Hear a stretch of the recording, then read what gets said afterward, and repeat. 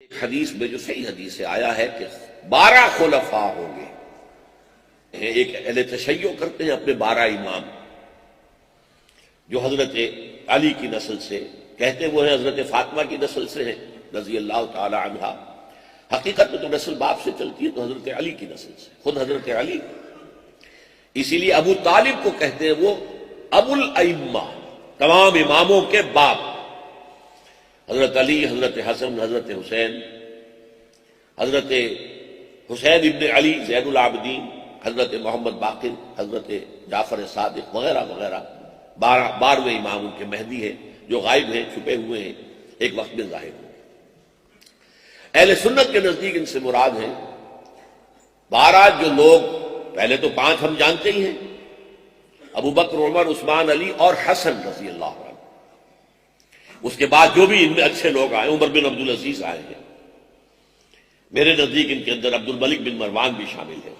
بہت اچھے اچھے بادشاہ بھی آئے، سارے کے سارے جو ہیں وہ یزیدی یا جنہیں ہمارے ہاں لوگ پلیدی کہہ دیتے ہیں ایسے تو نہیں تھے. اور یہ کہ پھر 12ویں اور آخری، اور حضور نے فرمایا کلہم من قریش.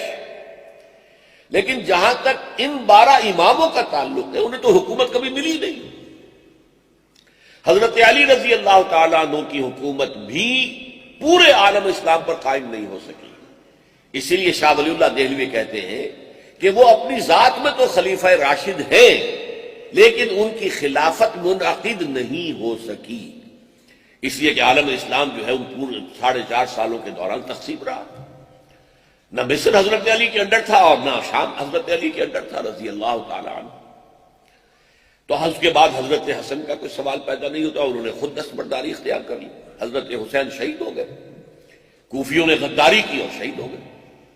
اس کے بعد جو ہے کسی امام نے کوئی محنت نہیں کی حکومت کے سامنے ڈٹ کر اور کوئی مقابلہ کرنے کا ارادہ نہیں کیا، لہذا حکومت کا سوال ہی نہیں. تو ہمارے نزدیک 12 اماموں سے مراد وہ نہیں ہو سکتے.